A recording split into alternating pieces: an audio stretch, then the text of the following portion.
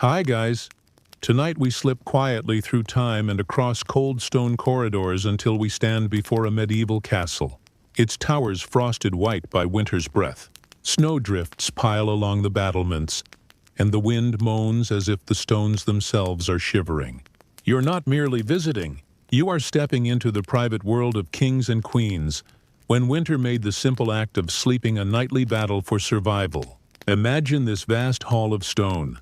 Yes, the same one that looks majestic in daylight, but as night falls, it becomes an echoing cave of icy drafts. You think you'd last here without modern heating? You probably wouldn't survive a single night. So before you get comfortable, take a moment to like the video and subscribe, but only if you genuinely enjoy what I do here. And while you're at it, let me know where you're listening from and what time it is for you right now. Now dim the lights. You step into the royal bedchamber, and the chill hits like a slap of water. The walls are thick, yes, but stone stores cold like a miser hoards coins. The torches sputter and cast golden light, yet the heat rises no higher than your knees. Even wrapped in fur, you feel that bite creeping into your bones. A royal chamber is supposed to be a place of splendor, but in the dead of winter, it feels like a cavern. You smell damp stone, wool, and a faint trace of smoke that clings no matter how many fires burn. Look around, those vatted ceilings soar overhead, designed more for grandeur than comfort. Their beauty mocks you in winter, because every gust of wind whistles through cracks and arrow slits. It's as if the castle itself has lungs, exhaling icy drafts upon its rulers. Historians still argue whether the architects deliberately sacrificed warmth for strength, or whether insulation simply never mattered to people used to cold. Either way, a king's wealth could not purchase an escape from frost. The grand bed waits at the far end, a four-poster so massive it resembles a stage. Drapes hang like velvet curtains at a theater meant not for show, but for survival. The mattress is stacked thick, stuffed with feathers, straw, and whatever padding could be found. Still, when you press your palm into it, it feels oddly lumpy, uneven. Luxury in those days was relative compared to peasants sleeping on straw pallets by the hearth. This was paradise, yet paradise still froze. Imagine the monarch disrobing, servants fussing with layers of linen and fur. The ceremony of bedtime wasn't just ritual, it was preparation for battle against the cold. A brazier smoldered nearby, sending curls of smoke into the canopy. The air smelled metallic with hints of ash. Fireplaces crackled, but the flames were far too small to chase away the cold of a chamber large enough to echo footsteps. You tug your cloak tighter and wonder how anyone could sleep here at all. But sleep they did. Kings and queens were as human as you, needing rest to plot wars, sign decrees, or simply endure the monotony of endless ceremony. And so they curled into beds built like fortresses within fortresses, each curtain tied close to trap body heat. Outside the drapes, the room remained an icebox. Inside, if you were lucky, you found a pocket of warmth. A mainstream historical fact slips in here. Edward III of England, who reigned during the 14th century, was documented to have grand beds layered with multiple quilts and fur throws. Even so, complaints about cold are noted in his accounts, reminding us that wealth only softened, never erased the discomfort. Quirks abounded too. One lesser-known tidbit reveals that some royals slept with dogs at their feet, not simply for companionship, but as living foot warmers. A noble lapdog, or even a sturdy hunting hound, could provide more comfort than any feather quilt. Picture that. The great ruler of realms relying on a panting dog to keep toes from freezing. As the night deepens, you breathe out and see the fog of your own exhalation. Frost creeps across the corners of stained glass windows, tracing delicate veins of white. You tug at the curtain, peering outside. Snowflakes drift past, silent and endless, as if the whole world has decided to sleep. Inside, though, the castle is never truly quiet. Guards clank along the battlements, their boots echoing through stone, while servants shuffle logs to the hearth. All that noise is muffled, but it reminds you that royalty never truly slept alone. Your fingers brush the cold wood of the bed frame. Even here, where crowns gleam and banners hang, winter is an uninvited guest who never leaves. You realize how fragile comfort is. How sleep itself becomes a privilege guarded against stone, wind, and frost. And as you nestle deeper into this imagined bed, hearing the hum of wind beyond the curtains, you begin to understand that to be royal was not to escape hardship, but merely to endure it with better blankets. You shuffle closer to the shuttered wall, where the great stone blocks rise like frozen sentinels. At first glance, you might think such thickness would guarantee warmth. But the truth is the opposite. The stones act like icebergs, soaking in every ounce of cold and holding it hostage for months. You run your hand along the wall, and it is so chilled you half expect your skin to stick. The draft doesn't just seep in through the walls, though. It finds sly ways inside, through the narrow slits carved for arches, through gaps in wooden shutters, through the very mortar that binds the blocks. You glance at one of those arrow slits. Now in the day, it's a clever defense, tall and narrow, allowing archers to shoot while staying protected. At night in winter, it becomes a needle through which the wind stabs mercilessly. The shutters are bolted tight, but you can still hear a faint whistling like a mournful flute. Each gust rattles the iron fittings, and every rattle makes you imagine lying awake, staring at the dark, waiting for warmth that never comes.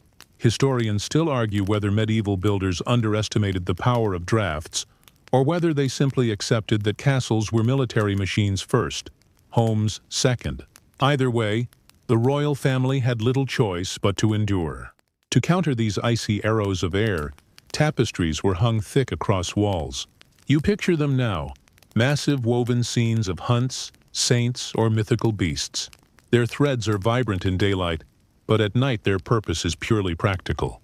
They are shields of wool and silk, softening the echoes of the chamber while muting the drafts. Still, no tapestry can silence the persistent sigh of the winter wind. You lie back and imagine the sound, a constant low moan that seeps into dreams. Here's a solid historical fact. In many castles, including those of France and England, tapestries were not just decoration. They were insulation. Accounts from the 15th century show that monarchs spent enormous sums commissioning vast wall hangings, partly to impress visitors, partly to keep their teeth from chattering. Yet a quirky detail remains. Some of these tapestries were moved from castle to castle as the monarch traveled, rolled up like enormous rugs, then hung again in each new hall. Imagine the servants groaning under the weight of that task. The shutters themselves deserve your attention. Made of oak or iron, they were built to withstand arrows and storms alike, yet they rarely sealed fully. You picture the monarch lying awake, hearing the subtle clink as the shutter shifts against the frame with every gust. You wonder, did queens ever ask their attendants to stuff wool into the cracks? There are scattered notes suggesting this, though no certainty. Scholars debate whether these little improvisations were common practice or just exceptional solutions. Even so, inside those heavy beds with their curtains drawn, the drafts could be momentarily defeated. You imagine lying within, hearing the wind shriek against the walls, while feeling the cocoon of furs pull tight around your shoulders. The contrast is strange comfort nestled within hardship. The richer the monarch, the thicker the bedding, the more tapestries, the heavier the shutters.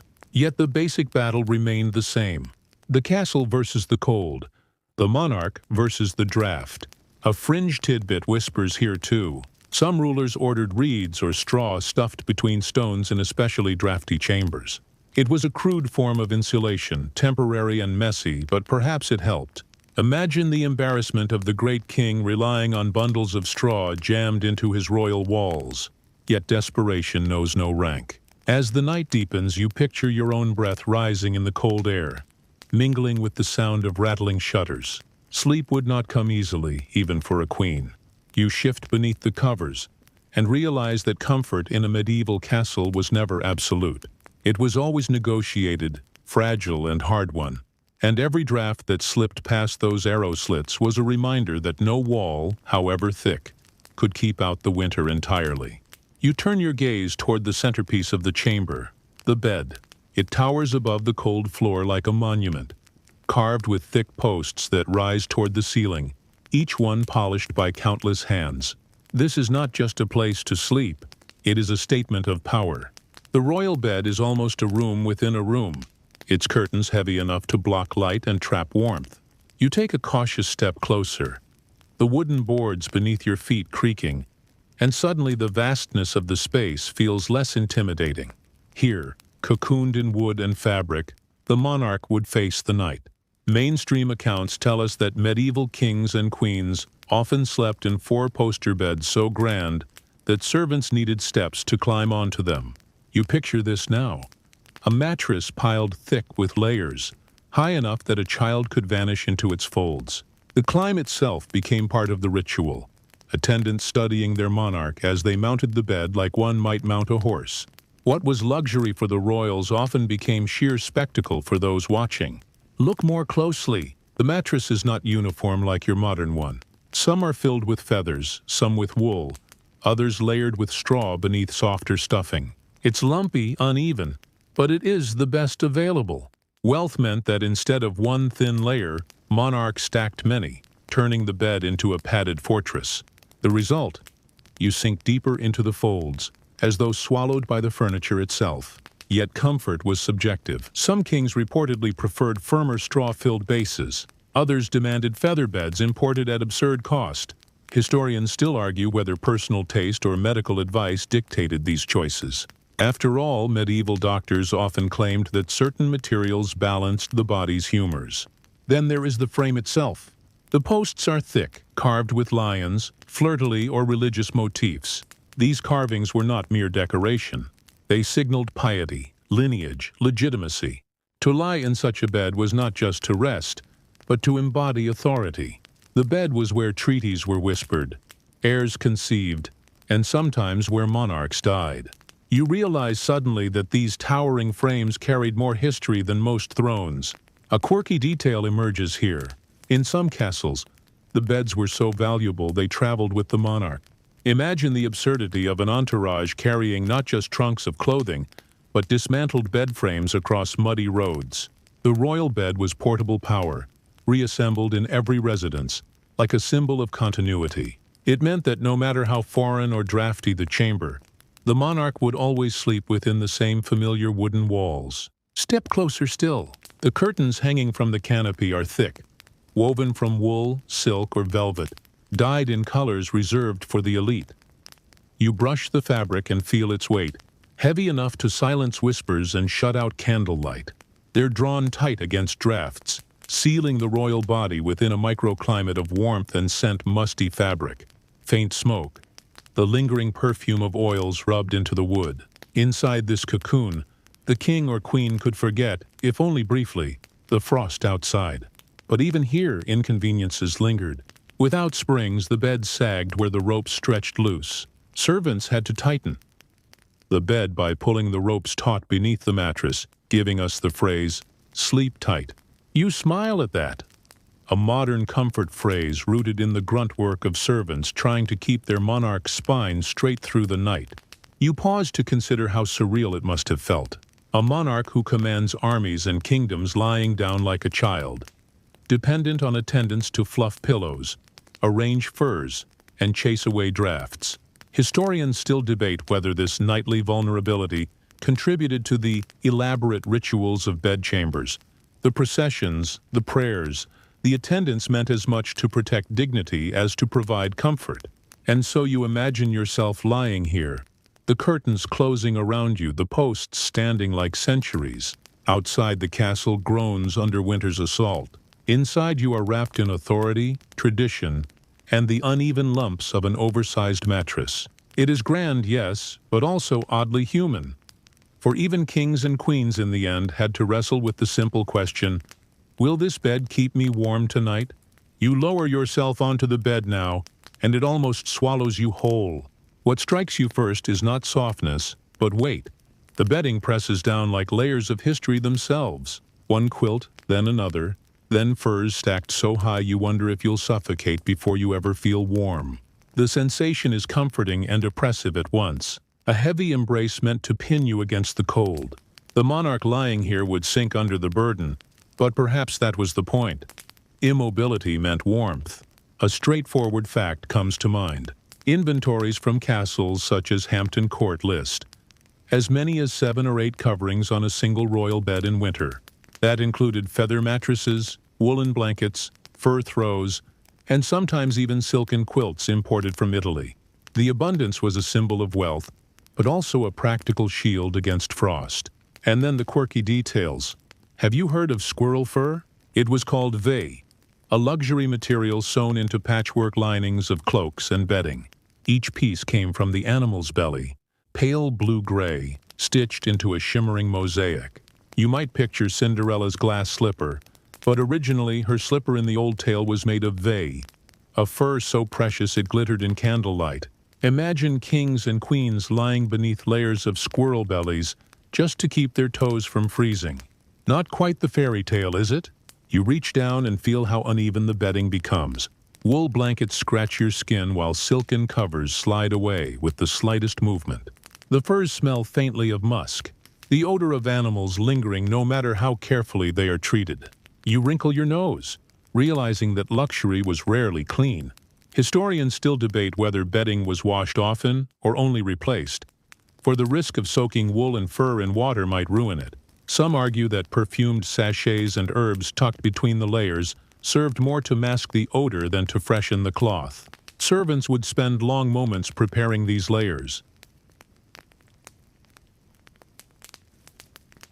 They fluffed the feather beds, shook out the quilts, smoothed the linens, and laid each fur precisely so the seams did not overlap. You imagine them working quickly, their breath puffing in the icy chamber as they rushed to finish before the monarch entered. The bed became less an object of rest than a stage, set carefully for the nightly drama of sleep. Now you tuck yourself under the covers. The first blanket is scratchy, the next heavy, the third softer but slippery, the fourth almost suffocating. By the time the furs are pulled atop you, you're trapped in a sandwich of cloth and pelt. Your body heat begins to build a fragile bubble, and the cold fades just enough for drowsiness to creep in. You think about how peasants at the same time were huddling on straw pallets by smoky hearths, and suddenly this mountain of blankets feels almost divine. Yet still the cold seeps through. A draft brushes your cheek, a reminder that no number of blankets could erase the stone's chill. So the monarch clung tighter, pulling the covers up, burying nose and chin in fur, trying to vanish into warmth. Perhaps you've done the same on a winter's night, buried so deep you leave only a breathing hole.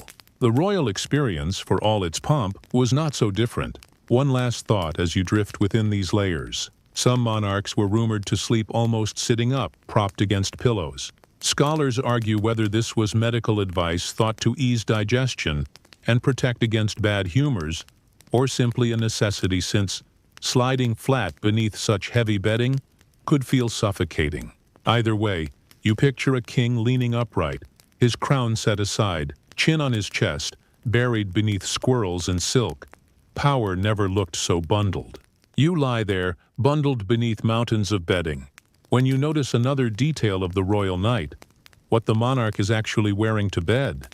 Forget your idea of thin cotton pajamas or a t-shirt. A king or queen of the Middle Ages stepped into bed clad like someone preparing for a drafty vigil. Long linen shirts, heavy nightgowns, and fur-lined caps were the norm. You run your fingers over the imagined fabric. It is coarse against the skin, the weave loose but sturdy. The warmth it offers is uneven, but better than nothing. A plain historical fact. In the 15th century, nobles wore nightshirts made from linen or even silk if wealth allowed. These were not simple garments. Some were embroidered, some edged with lace, because even in the privacy of the chamber, appearances mattered. The queen's attendants might see her disrobe, and even in her sleep she was meant to embody dignity. Now for something more curious. Fur-lined nightcaps. These odd little hats, sometimes ridiculed in later centuries, were essential in drafty castles. Heat escapes from the head, and so monarchs pulled on caps with flaps covering their ears, like medieval winter helmets for slumber. Imagine Henry VIII, famous for his swagger, settling into bed with a snug little cap pulled down tight. It is an image both comic and human. The layering was more than comfort. It was believed to protect health. Medical theory of the time warned against cold air entering the body through the pores while one slept. To be uncovered was considered dangerous. Historians still argue whether this belief was rooted in real experiences of chill-induced illness, or if it was simply humoral theory shaping practice. Either way, the royal wardrobe at night was a direct defense against both drafts and disease. Feel the linen shift as you adjust. It clings slightly with sweat, for the air is cold, but the bedding oppressive. Woolen socks, perhaps even leather slippers complete the ensemble. Yes, shoes in bed, not the soft slippers you might imagine, but house shoes to keep feet warm on the icy rush mats when rising briefly in the night. It sounds absurd until you recall the stone floors bite hard enough to make you yelp at a single barefoot step. Here comes a fringe tidbit. Some monarchs, especially in northern courts, supposedly had special fur mittens for sleep. It's difficult to know how widespread this was, but a few scattered references mention it. Picture the royal hands, usually raised in benediction or signing decrees, now tucked in fuzzy gloves, as though preparing for a snowball fight in dreams. And yet, even with all this, you can imagine the discomfort. The nightshirt itches, the socks twist at the ankle, the cap slips, leaving one ear freezing. But without these things, the cold would creep in until sleep was impossible. So the monarch tolerated the annoyance, trading elegance for survival. The chamber grows quieter as the hour deepens. Outside, the wind sighs against shutters. Inside, the monarch shifts under layers, dressed almost as if to travel, never fully vulnerable, never truly free of winter's grip. You realize now that royalty did not sleep like the portraits suggest, naked, at ease in soft beds. They slept armored against cold, draped in furs, heads capped, feet wrapped, bodies stiff in their heavy linens. Their crowns may have rested on tables, but the weight of winter remained upon them all night long. The heavy curtains fall into place, and suddenly the cavernous chamber feels like a tent pitched inside a cathedral. You are surrounded not just by fabric, but by strategy. Every detail of this enclosure has a purpose: to trap warmth, to soften sound, and to shield a monarch from the biting cold that creeps relentlessly through the castle's walls. When you run your hand along the inner lining, you notice how thick it is. Velvet layered over wool, sometimes even quilted with additional padding. It smells faintly of dye, beeswax, and human breath, a mixture that tells you this fabric has worked hard through many winters. Descriptions from the 15th and 16th centuries mention these bed hangings as essential rather than ornamental. In fact, accounts from Burgundy describe whole sets of curtains that cost more than the furniture they enclosed. They were drawn tightly at night, fastened with cords or weighted hems, so that the wind could not stir them. Within, the monarch slept inside what was effectively a microclimate. Cold might rule outside the curtains, but inside heat gathered from bodies, candles, and even the slow smolder of a brazier. One peculiar detail comes to light.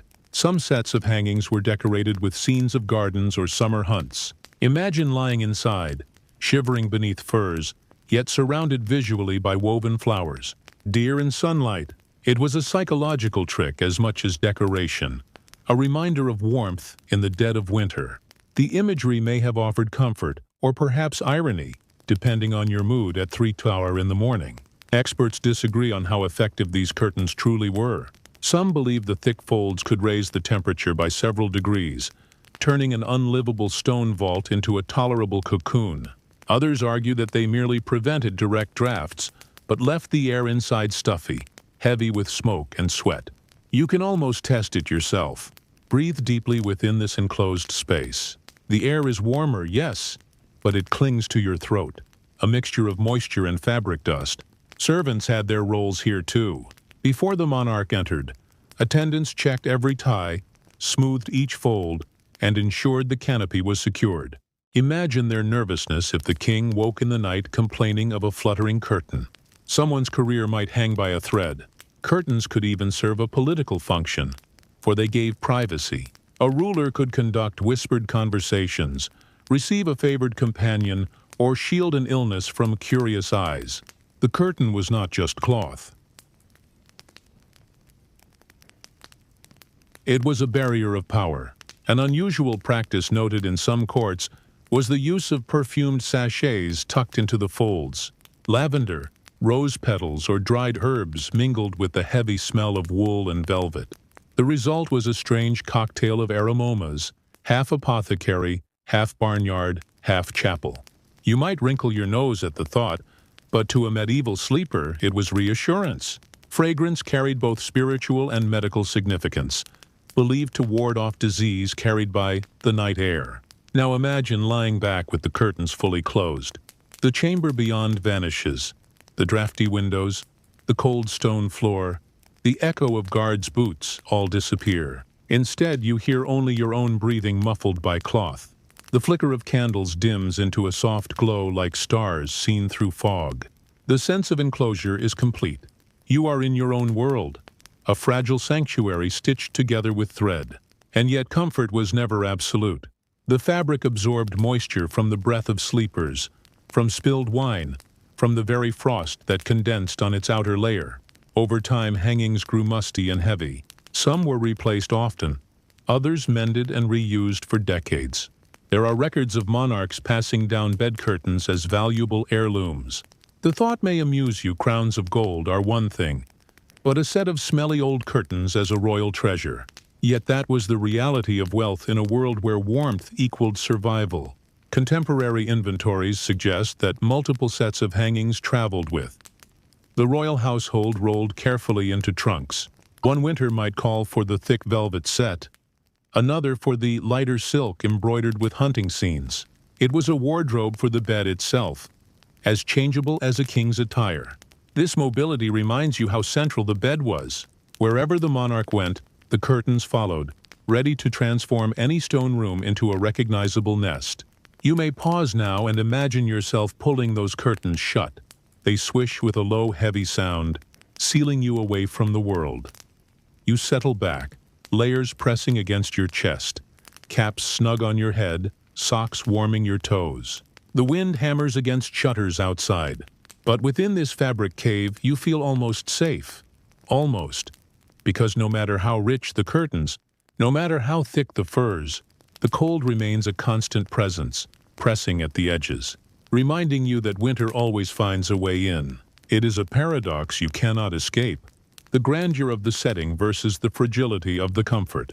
A king might sleep beneath velvet embroidered with gold, yet wake in the night to see his breath cloud the air. A queen might rest amid silks dyed in rare crimson, yet shiver under her layers. Luxury did not defeat the cold. It only negotiated with it, buying a few hours of uneasy warmth. As you drift deeper into this image, your thoughts grow slower, like the embers in a brazier, dimming to red. The curtains sway slightly, stirred by the faintest breeze, and you realize how thin the line is between royal splendor and simple survival. To be monarch in winter was to live within contradictions, clothed in power yet vulnerable to drafts, wrapped in silk yet still trembling in the dark. And so you close your eyes, cocooned in velvet, listening to the muted world outside, knowing that even kings and queens must make peace with the cold before sleep will come. The glow of fire catches your eye. Across the chamber a hearth smolders with stubborn determination, its flames licking upward before collapsing into embers. You walk toward it, but the warmth seems shy, hesitant to leave its circle. By the time you've crossed half the room, the chill reclaims you.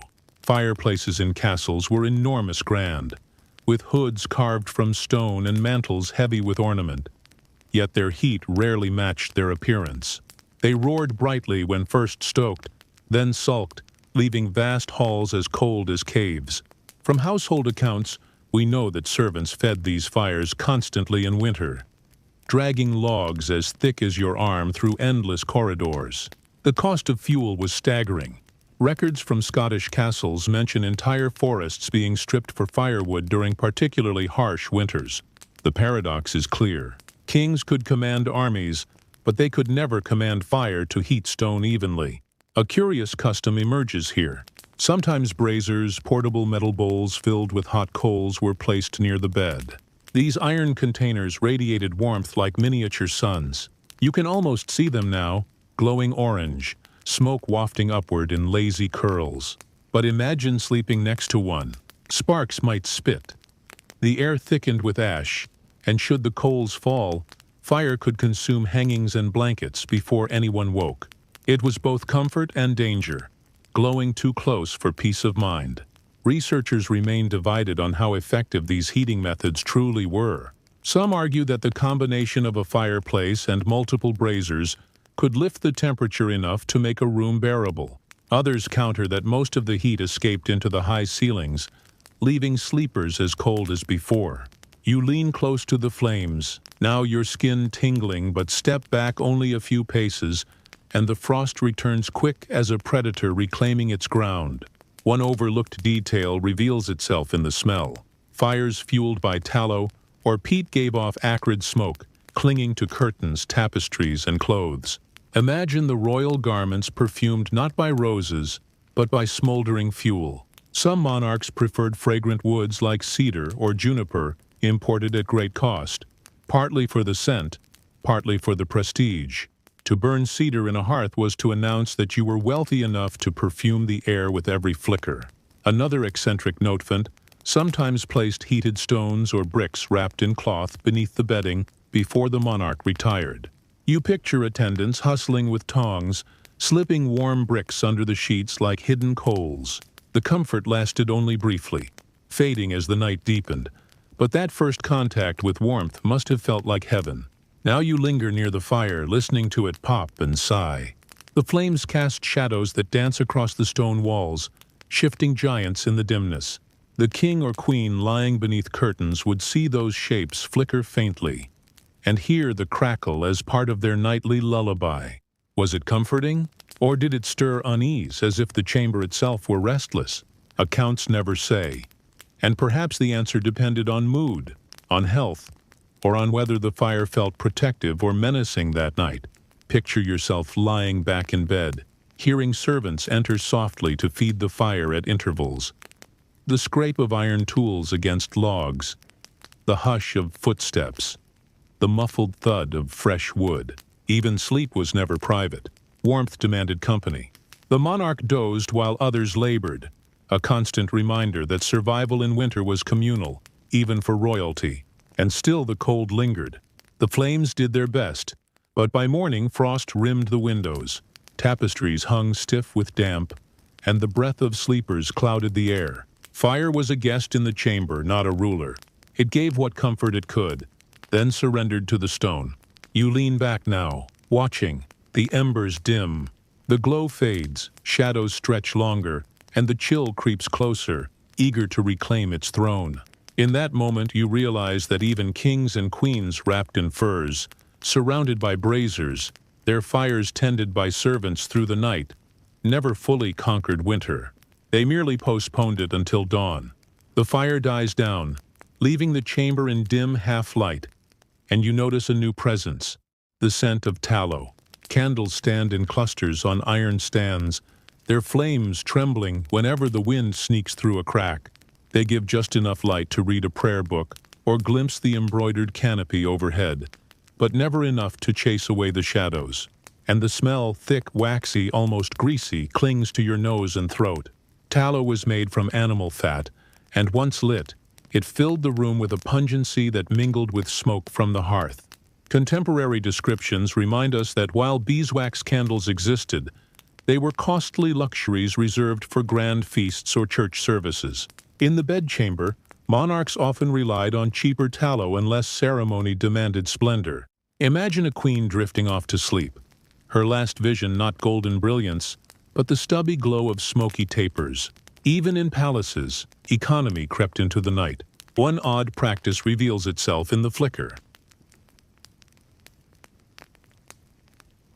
Wicks sometimes hissed or sputtered, scattering tiny sparks of fat. Attendants had to trim them regularly with scissor-like tools called snuffers. You picture a servant leaning over the king's bed at midnight, clipping a wick while trying not to wake him. The room would briefly darken, then brighten again with steadier flame. It was a small choreography repeated endlessly, proof that even sleep demanded maintenance. Specialists still disagree about how much light a monarch truly wanted while sleeping. Some argue they preferred near-total darkness, for excess flame consumed oxygen in enclosed curtains. Others suggest that faint candlelight was left burning for reassurance, to keep away fears of thieves, spirits, or sudden illness. You lean back now and watch the shadows sway, half comforting, half menacing. their shapes transforming into faces if you stare too long. Among the stranger details recorded is the use of perfumed candles. Certain courts experimented with wax infused with herbs or spices meant to sweeten the air. Imagine cinnamon drifting through a frigid chamber or rose-scented smoke curling against cold stone. The effect might have been pleasant at first, but the mingling of perfume with tallow's greasy base must have been less enchanting, a clash between luxury and reality. The light itself changed the psychology of the night. Candles burned low, their flames sinking as hours passed, marking time in a way clocks could not. The slow guttering of wax was like a heartbeat for the room. You see it now. The candle bends, wax pooling, flame shrinking until it gasps and dies. Darkness rushes in, thick and absolute, broken only by the faint orange eye of the brazier. How unsettling must that have been, to wake at 3 in the morning to find half your chamber vanished into shadow, and the danger candles near curtains posed constant risk. Many fires in castles began from careless flames brushing against fabric. Servants had to be vigilant, shifting holders further from hangings, extinguishing wicks before sleep deepened. Even royalty feared fire, for stone walls might stand, but the tapestries, furs, and very bedding that kept them warm were tinder waiting for a spark. Imagine yourself now lying beneath heavy covers, the curtain drawn. Beyond the cloth, the faint glow of candles flickers. You smell fat and smoke, hear the occasional hiss. The flame sways when a draft slips in, then steadies again, like a companion breathing beside you. It is both comfort and menace, both warmth and warning.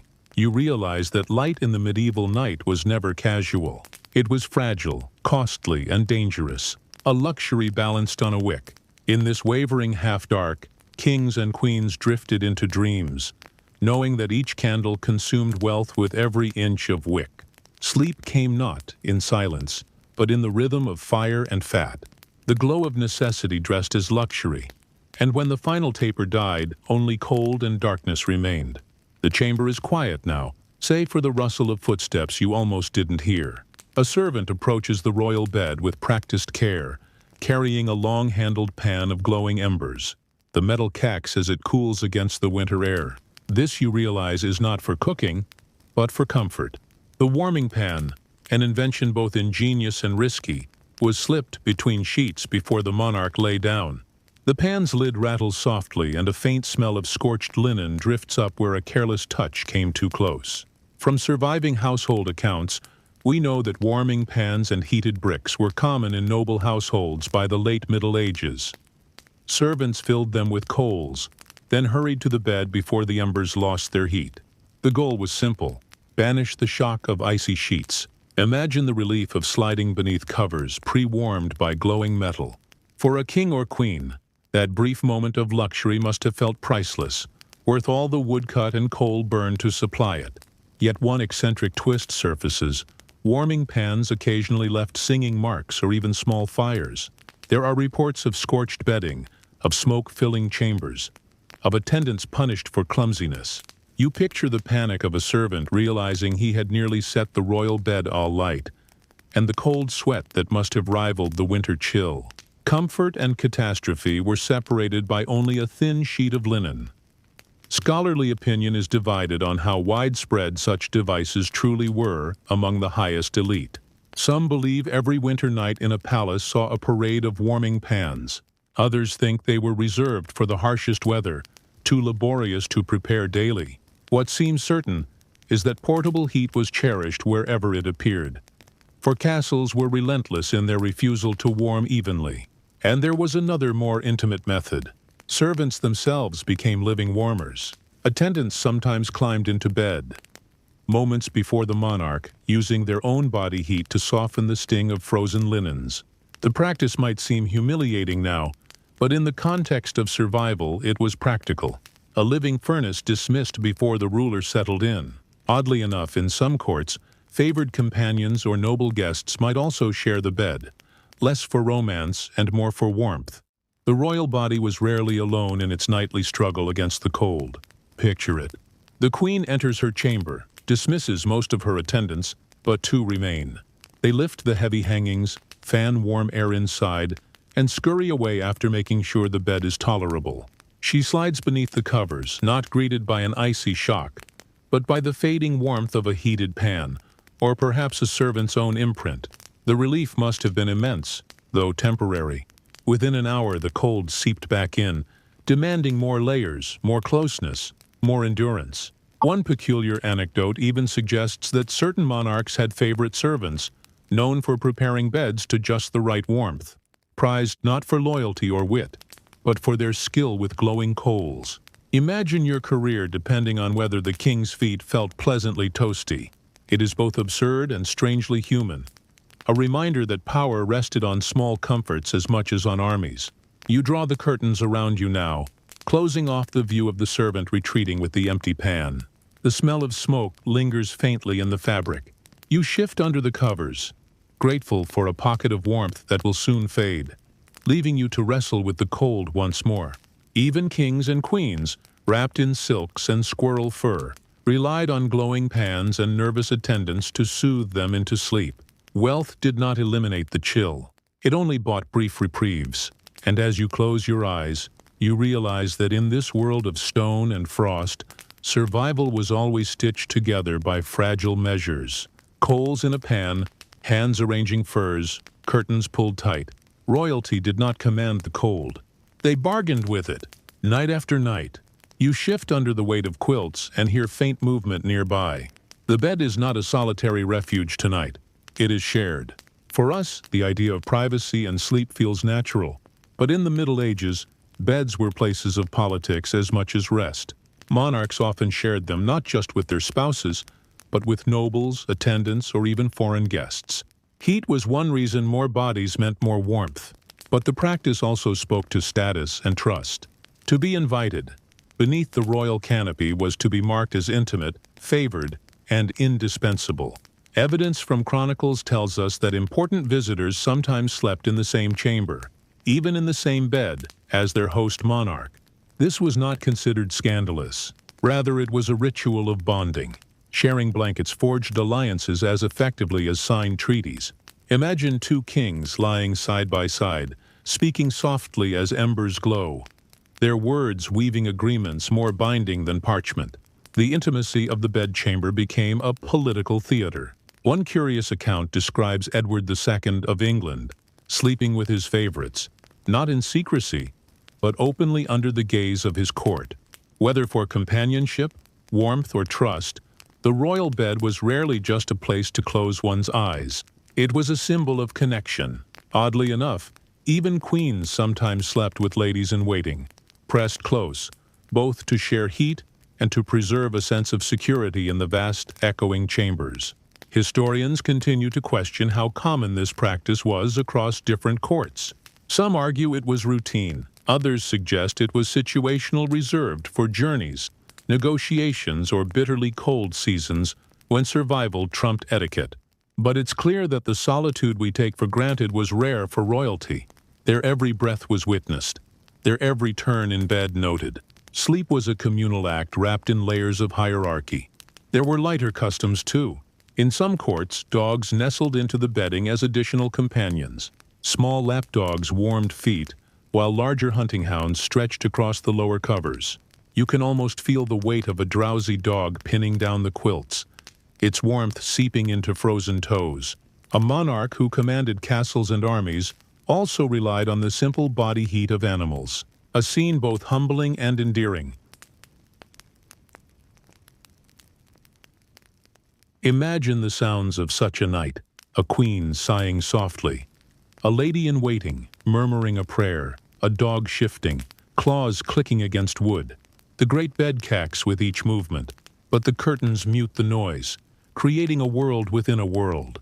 You lie there, listening, aware of the closeness of others, comforted and perhaps constrained by their presence. There is safety in numbers, but also unease. Does everyone truly sleep, or do some lie awake watching, listening? One lesser-known detail hints that bed sharing also guarded against assassination. In turbulent courts, monarchs surrounded themselves with loyal companions at night. The logic was simple. No attacker could reach the king without stepping over witnesses. Warmth, politics, and security. 3 reasons stitched into the same quilt. Yet you wonder how restful such sleep could ever be.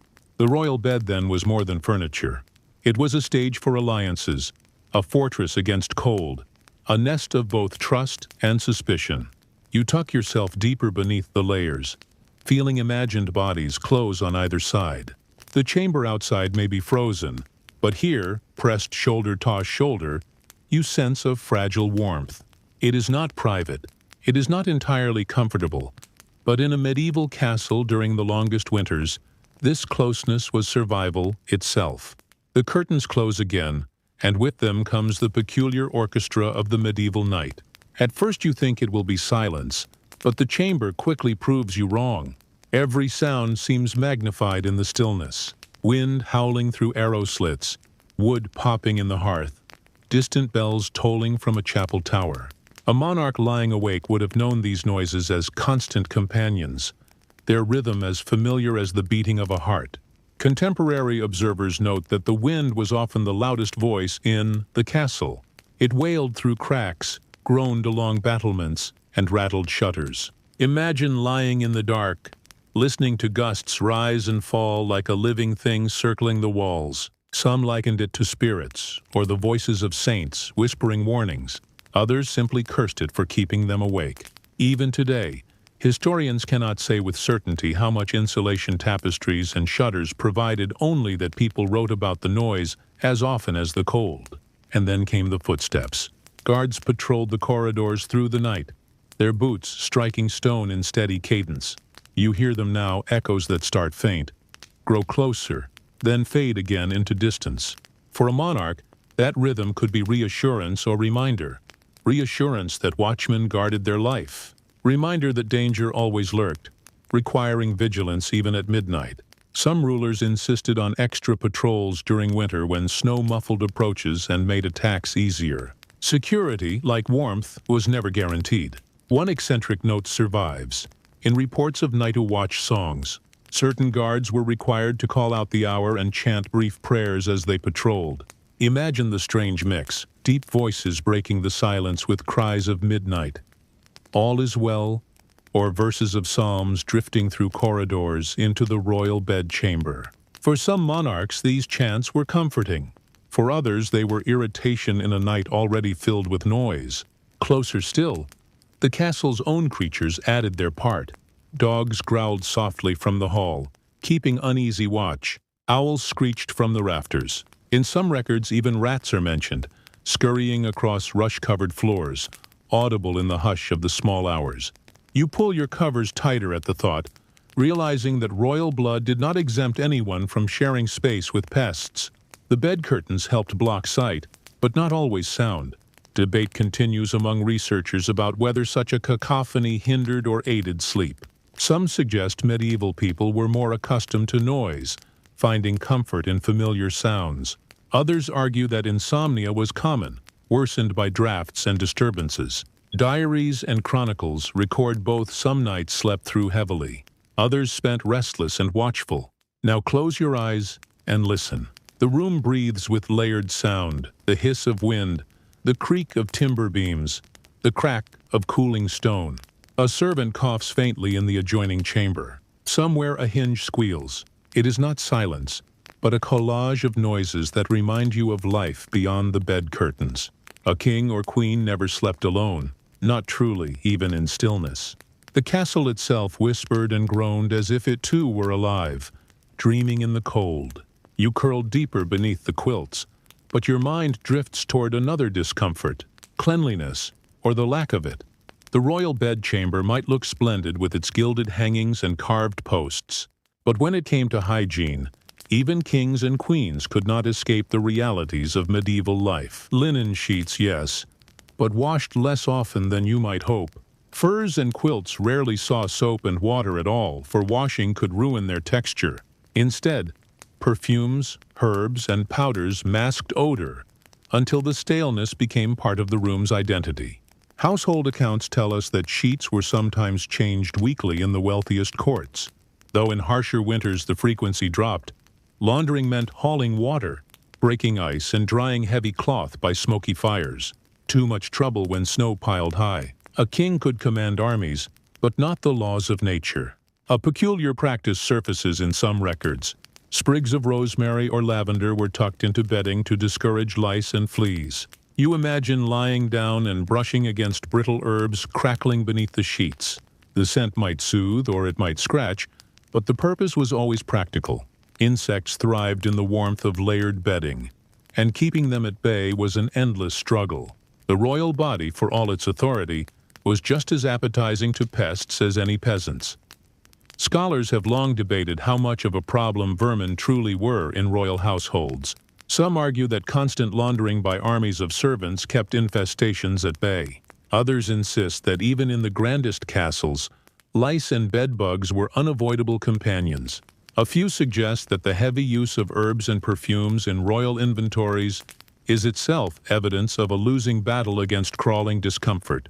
One detail almost comical in its honesty comes from letters describing monarchs complaining of restless nights caused by sheets too dirty or bedding too damp.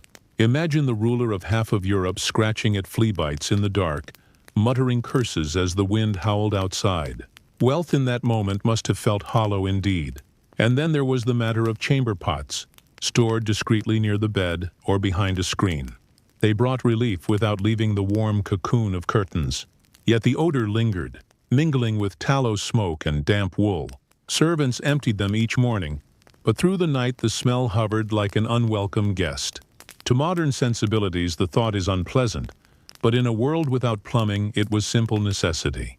Consider, too, the floor coverings rushes strewn with herbs replaced only a few times a year. In winter they trapped soot, spilled wine and food crumbs, offering both insulation and a thriving ecosystem for insects and rodents. The air of the royal chamber was not pristine.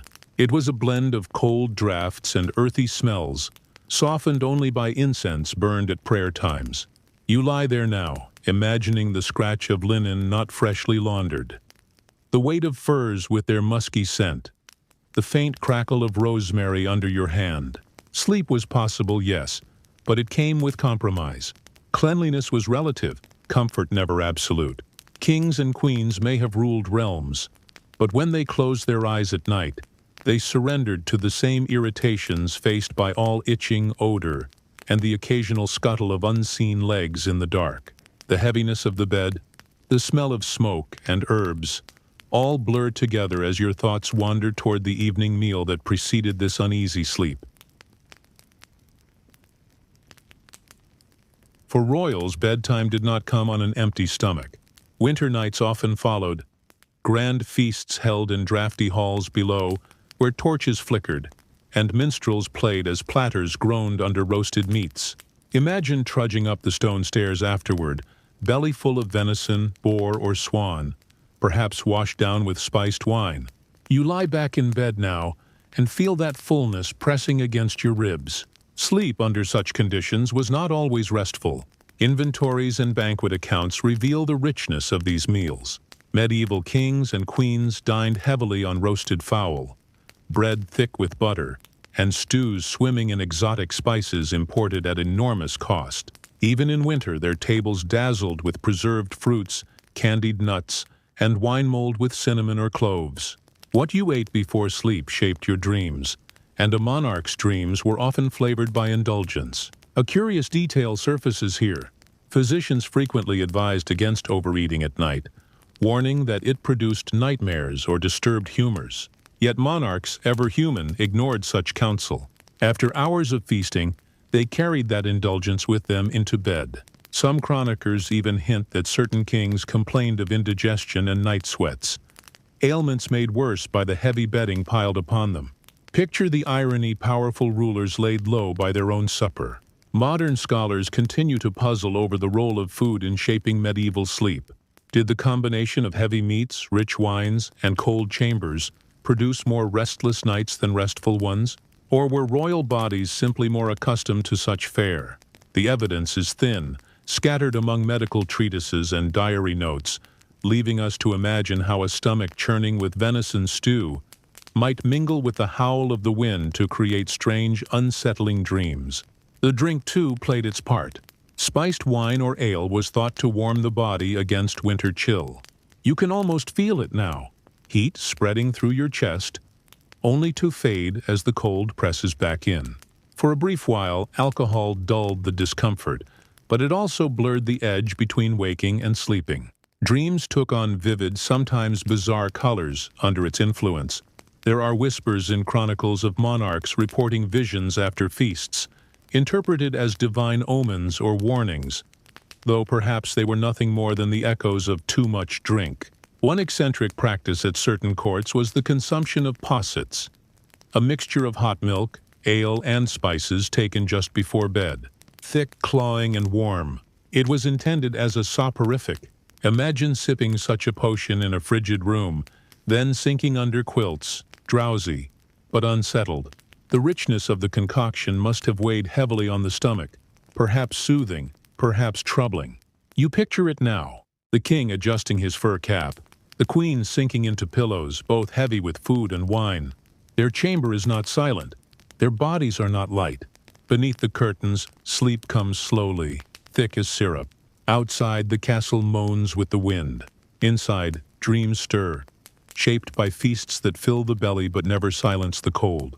And so you realize that royal nights were never entirely restful. Comfort was always layered with discomfort, warmth with draught, luxury with unease, fullness with indigestion. The banquet might have been splendid, but the price was often paid in restless slumber, punctuated by turning bodies and muffled sighs in the dark. The night stretches on, and before sleep takes hold, ritual presses in. A monarch did not simply tumble into bed. The act of retiring was layered with ceremony, shaped by faith, fear, and formality. You hear it now, the soft murmur of attendants reciting prayers as they help the king or queen out of heavy robes and into linen. The flicker of candles grows gentler, incense curls into the air, and the chamber shifts from public to sacred. Royal chaplain often played a role at bedtime. Records describe priests or confessors present in the chamber, offering blessings before the monarch closed their eyes. The words were not elaborate, but they were weighty. Pleas for protection against the dangers of the night. For in medieval thought, darkness was not just absence of light. It was a realm of demons, thieves, and illness. Lying down to sleep meant surrendering to forces beyond control. A whispered pataster, or a Maria, was armor as vital as blankets and curtains. One detail found in household ordinances is the requirement for candles to burn before icons or crucifixes while the monarch slept. Imagine that faint golden glow falling across painted saints, their eyes watching through the night, comforting to some, unsettling to others. You can almost feel their gaze in the darkness, a reminder that even kings and queens lay humbled beneath higher powers. An intriguing habit appears in some chronicles.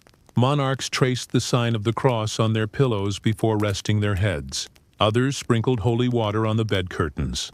These gestures may sound quaint, but in their minds they offered genuine protection against sudden death, nightmares, or evil spirits. Scholars remain uncertain whether these rituals were universal or more personal quirks of piety.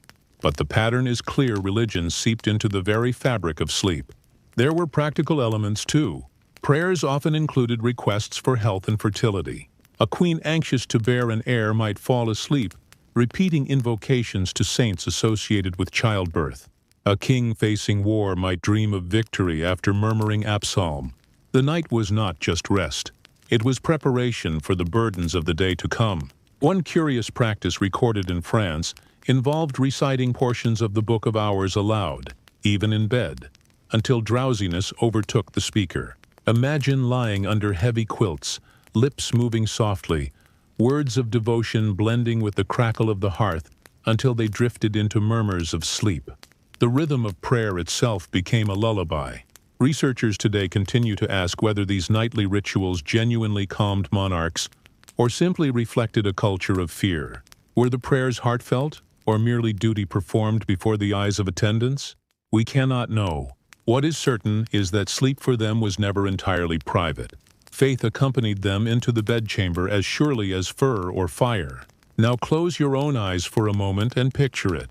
The monarch lies back, head sinking into embroidered pillows. A servant kneels at the foot of the bed, reciting a final blessing. The curtains sway as someone closes them tight, sealing in both warmth and whispered prayers. Outside, the wind moans. Inside, the night has been consecrated with ritual. Sleep, when it comes, will not be just physical. It will be spiritual, guarded by words murmured into the dark. The fire fades low, the prayers drift into silence, and yet the night remains restless.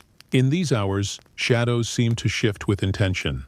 You imagine lying beneath the heavy curtains, hearing the wind claw at shutters, and wondering if something unseen lurks in the darkness. For monarchs, superstition clung to every breath of night air. Winter was not only cold, it was haunted. Chronicles mentioned that many nobles feared night spirits or demons who prowled the dark. Dreams were considered thresholds through which such beings might slip. To sleep was to lower one's guard.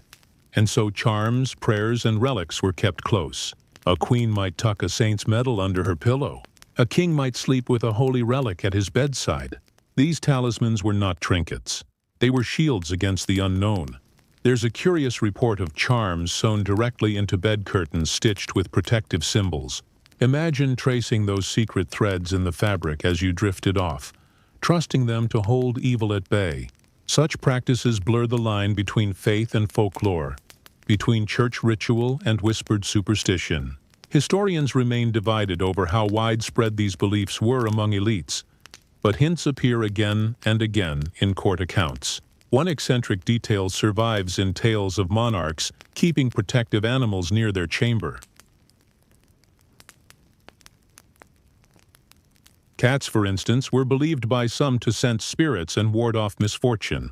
Whether these animals truly roamed the royal bedchamber is uncertain, but the notion lingers: furry guardians against things that moved unseen. Dogs, already serving as warm footrests, may also have doubled as sentinels against spectral fears. And the dreams. Oh, the dreams. Heavy feasts, spiced wine, and smoky air combined to produce visions vivid and strange. A nightmare was never just a nightmare. It could be a prophecy or a warning. You picture the monarch waking suddenly, heart racing, the echo of some ghastly image still clinging to the mind.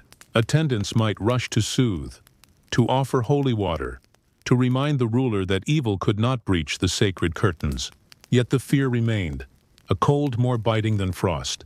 Debates continue among modern researchers about how literally medieval monarchs believed in these night terrors. Some argue they were deeply superstitious, clinging to charms with genuine dread. Others believe the rituals were more symbolic, outward shows of devotion, while inwardly rulers wrestled with anxieties rooted in politics and responsibility. Perhaps both were true. Power invites paranoia, and the night gave those fears room to grow. Now imagine yourself lying there trying to surrender to sleep, but listening for sounds beyond the curtain. Every creak in the timber feels ominous. Every gust of wind becomes a whisper. The castle itself seems alive, restless. You clutch your covers tighter, not just against the cold, but against the weight of fear. For if you were a medieval monarch, you were not only guardian of a realm, you were a vulnerable soul in a world where darkness held meaning, danger, and mystery. And so night after night, kings and queens endured this blend of faith and fear, warmth and chill, ritual and unease. The cold was one enemy, but the imagination was another. Wrapped in furs, scented with herbs, guarded by relics, they tried to find peace. Sometimes they did. Sometimes the night remained a battlefield long after the candles went dark. The long night does not pass in one stretch. You wake in the dark not once but twice. For in the Middle Ages, sleep was rarely continuous. People spoke of first sleep and second sleep with an interval in between a waking pause when dreams were recalled. Prayers were whispered, or quiet tasks were done. You sit up now, the curtains heavy around you, and feel the strange stillness of that midnight gap. Evidence from medical treatises and court diaries shows that segmented sleep was the norm. In those icy chambers, the first portion of slumber lasted a few hours, broken when the fire sank low and the cold pressed in. Monarchs might wake to sip warm ale or mulled wine, to pray, or simply to sit in thought. After this interlude, they returned to bed for the second sleep, rising only at dawn. One fascinating glimpse comes from a 15th-century French physician who described the interval as an ideal time for intimacy or reflection. For monarchs, it was often used for strategy. Imagine a king half-drowsy murmuring plans to his closest advisors who stood waiting in the shadows. The chamber thus became both bedroom and council chamber in those liminal hours. Curiously, some writers praised this rhythm as healthier than unbroken sleep, claiming it aligned with the body's natural humors. Others condemned it, warning that too much wakefulness at night invited melancholy or evil spirits. Even among experts, no single view prevailed. What's clear is that kings and queens experienced the same restless awakenings that peasants did, but cloaked them in ritual and meaning. During that wakeful pause, monarchs might also read or have scriptures read aloud by attendants. You can almost hear the quiet murmur of psalms drifting through the curtains, the flicker of a candle flame catching the gold leaf of a manuscript page. The blend of faith and fatigue shaped the atmosphere, a space where body and soul were equally vulnerable. There are hints of stranger practices, too. In some courts, physicians recommended stretching limbs or pacing briefly to aid digestion before returning to bed. Picture the odd sight of a queen in heavy nightgown and fur cap, walking slow circles in her chamber, servants trailing with lanterns while snowed at the shutters. It is a scene both eerie and strangely relatable. Who among us has not wandered sleepless at night? The return to bed was like crossing a threshold again. Curtains drawn tight, coals perhaps refreshed, relics touched for reassurance. The second sleep tended to be deeper, dreams thicker, until the faint light of dawn seeped through the shutters. You lie back into that rhythm now, understanding that rest in a medieval castle was not linear, but cyclical. 2 steps forward, 1 pause, then 2 steps again. And so you realize even kings and queens wrapped in silks and guarded by soldiers lived with the same fragmented nights that touched every villager in the land.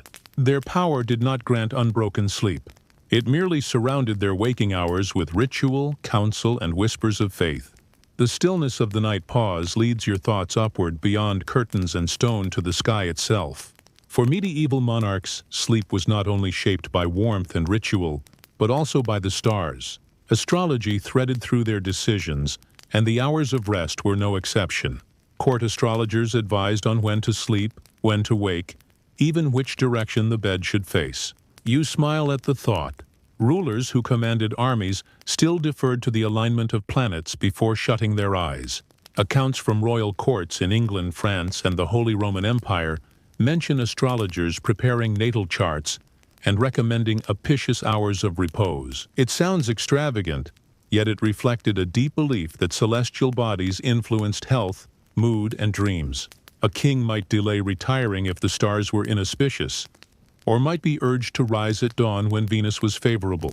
Sleep became a negotiation, not only with cold and hunger, but with the heavens. An unusual anecdote survives about Catherine de' Medici, who reportedly kept astrologers close and often consulted them about daily rhythms, including rest. Did she truly believe her dreams were shaped by Jupiter's position, or was it a psychological balm reassuring her in turbulent times? Scholars remain divided, uncertain whether rulers wholeheartedly trusted such counsel or used it more as a tool of control and mystique. One eccentric detail lies in the placement of beds. Some medical astrological texts advised orienting the head toward the east to align with rising sun and renewal. Others suggested south for warmth. Imagine attendants dragging the heavy royal bed across rush-covered floors just to match an astrologer's chart. It may sound absurd now, but in that world, the cosmos was as present in the bedchamber as the fire in the hearth. The debate about dreams also entered this realm.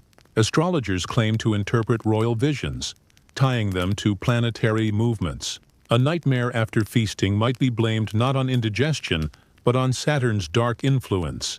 A pleasant dream of sunlight and harvests could be praised as the work of benevolent Venus. Sleep itself became a stage for celestial theater with monarchs, as both audience and actors. And yet for all the grandeur of such ideas, the reality remained human. You can picture the queen shifting uncomfortably no matter what the stars advised, tugging her furs closer because the draft through the shutter had no regard for constellations. Still, the belief brought comfort. To think one's night was written in the heavens was to impose order upon the chaos of cold and dark. Modern historians continue to wrestle with this interplay of science, superstition, and ritual. Was it true conviction? Or was it theater designed to impress courtiers and remind them that even a monarch's sleep was cosmic in scope? Perhaps it was both.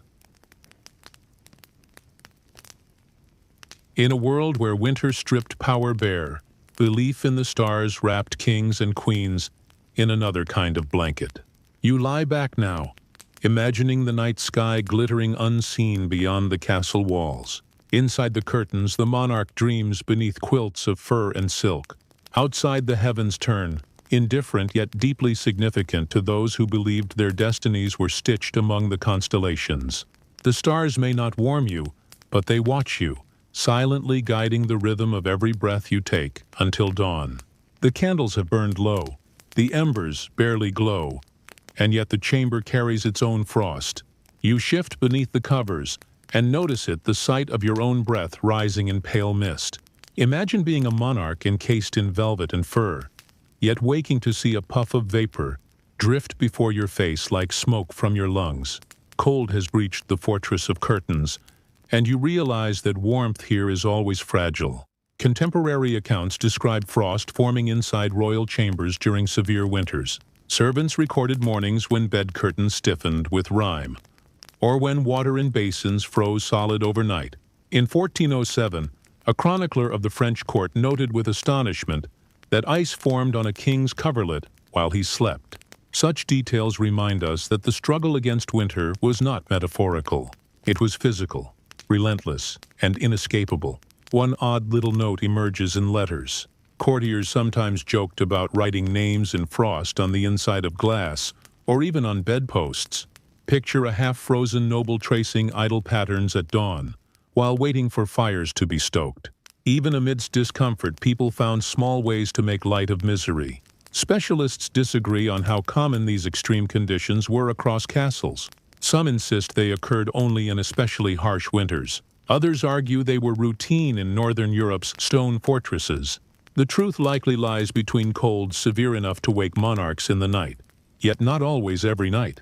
What is certain is that seeing your breath and feeling frost on your pillow was no rare shock for rulers. The sensation must have been startling. You lift the quilt to check, and the air strikes like knives. A queen might bury her face deeper into furs, muttering about drafts. A king might call sharply for attendants to stoke fires or bring more blankets. Imagine their frustration, sovereigns of kingdoms, yet unable to command even the air in their bedchamber. There are stories of monarchs rising to find their ink frozen in inkwells or bread crusted with ice upon the table. Such anecdotes emphasize the sheer stubbornness of cold. The castle was a fortress, yes, but against enemies, not weather. Winter infiltrated it as surely as breath fills lungs, and you lying beneath curtains feel the same vulnerability. Each exhale fogs before your eyes, proof that the warmth of your body is no match for the vast chill pressing in. The bedding is heavy, the cap tight on your head, the socks thick, but none of it erases the reminder that you sleep inside a stone shell open to the sky's icy will. In that moment, sleep becomes fragile. How do you drift away when the air itself feels hostile? Perhaps you pull the dog closer at your feet, grateful for its heat. Perhaps you pray again, half dreaming, hoping dawn comes sooner. Perhaps you simply endure, teeth clenched, waiting for drowsiness to smother discomfort. Monarchs were no different. They woke, they shivered, they complained, they endured. So you close your eyes, frost sparkling faintly on the curtain's edge, your breath rising like smoke signals in the dark. You realize that for kings and queens, winter nights were not defined by power or wealth, but by resilience. They slept, yes, but always with the reminder that even rulers could not escape the breath of winter curling inside their most private sanctuary. The frost lingers in the air. But imagine now that the monarch is not in their usual chamber at all. Castles were not always permanent residences. Kings and queens traveled constantly, dragging their households across muddy roads and frozen fields. And with them came one of the strangest luxuries of power, a traveling bed. Royal itineraries reveal that beds were treated almost like thrones, symbols of authority as well as instruments of survival. When a ruler journeyed between fortresses, monasteries, or manors, carpenters dismantled the bed frame, packed its panels and posts, and hauled it by cart. Curtains, quilts, and pillows were bundled into trunks. Wherever the monarch stopped, servants reassembled the bed as if erecting a portable palace. Imagine the relief of stepping into a new drafty hall, but finding the same familiar canopy, waiting like a fragment of home transplanted onto foreign stone. One curious detail preserved in household ordinances describes the process in almost ceremonial language. The king's bed was to be erected first in any new residence before kitchens were arranged or councils convened. Comfort, or at least the semblance of continuity, mattered as much as governance. Even monarchs dreaded the shock of a cold, unfamiliar mattress. Researchers continue to discuss whether these traveling beds were truly practical for warmth or largely symbolic. Some argue that familiarity itself was a comfort, that sleeping in the same structure reduced the anxiety of endless journeys. Others suggest the true benefit lay in ensuring privacy, since the bed's curtains provided a known cocoon, even in strange halls. Whatever the case, the spectacle of servants reassembling a royal bed, wherever the ruler paused, highlights the strange mixture of fragility and grandeur at the heart of kingship. One eccentric story tells of Henry VIII, insisting that his portable bed accompany him on hunting expeditions so that even in a rustic lodge he could rest beneath embroidered hangings. Picture the absurdity of such excess. Muddy boots, barking hounds, rough wooden walls, and then in the corner a towering four-poster glowing with crimson curtains. A monarch's sleep, no matter how impractical, could not be left to chance. And yet the cold followed everywhere. Whether in Windsor, Rouen, or an abbey guest house, winter crept through shutters just the same. The familiar curtains helped, the layered quilts helped, but frost still gathered on glass, and breath still hung in the air. Comfort was portable, but only partially. The body still shivered, no matter how carefully the bed was rebuilt. You picture yourself now trudging along with this royal procession, watching servants unload timber and fabric, assembling the same heavy structure again and again. The task is exhausting yet vital, for at night when the monarch lies down, the continuity of the bed tells them, "You are still sovereign, even in exile, even in winter." So the traveling bed becomes more than furniture. It is a moving fortress against the night, a symbol of identity dragged across kingdoms. Inside it, kings and queens curled like anyone else, whispering prayers, tugging furs closer, watching frost form at the edges. Outside it, the world might change with every mile. Inside, at least for a few hours, they could pretend they slept in permanence. You imagine the bed being reassembled once more, but now your thoughts drift beyond the chamber walls to the peasants outside. For all their suffering, kings and queens endured the cold more comfortably than the villagers who served them. Comparison sharpens perspective. While the monarch lay beneath mountains of fur, peasants often slept on straw pallets scattered near a hearth, their bodies packed together like firewood. Contemporary records and illustrations reveal that common folk huddled as families, sometimes with livestock sharing the same space for warmth. A cow or sheep in the corner of a hut gave off more heat than any hearth. Meanwhile, in the castle, the ruler complained of drafts despite layers of squirrel fur. The irony is sharp royalty, surrounded by symbols of wealth, yet never fully shielded.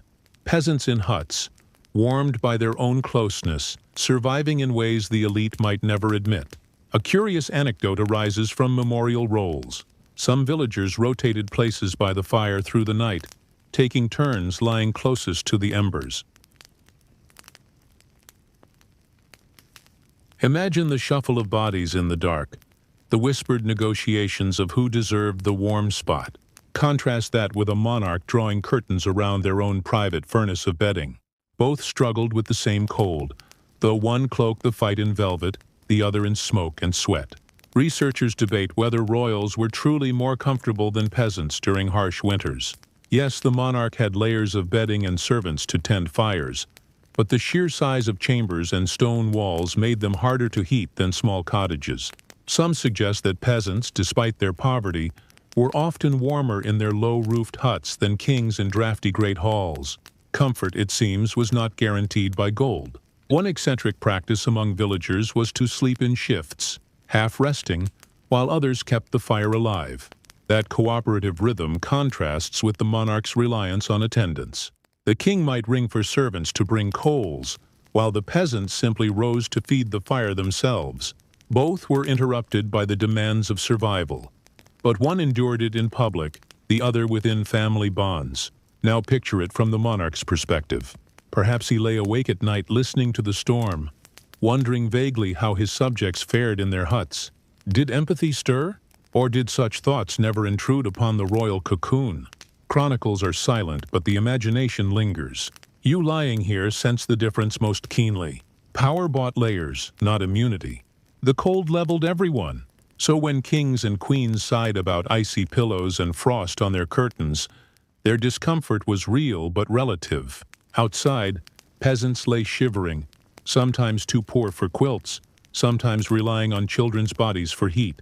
Inside, monarchs cursed the draft that crept past velvet hangings. Both endured nights that felt endless. Both rose stiff at dawn. The cold, impartial as ever, spared no one. It only disguised itself differently: scratchy straw for the villager, silken quilt for the monarch. In the end, winter turned every sleeper into the same creature. Huddled, anxious, waiting for warmth that would not come until the sun finally rose. The hush of the bedchamber hides another presence, the steady vigilance of night guards. Even as kings and queens attempted to rest, men in armor patrolled the halls, their breath fogging in the air as they paced cold corridors. You can almost hear the clank of mail, the muffled thud of boots on stone, the low murmur exchanged between two watchmen as they crossed paths. Sleep in a medieval castle was never entirely private. It was framed by the sound of protection. Administrative records from English and Burgundian courts make it clear that guards were assigned in shifts through the night, especially in winter when darkness lingered long. Their duty was not only to keep assassins and thieves at bay, but also to tend fires, check shutters, and ensure no accidents threatened the sovereign.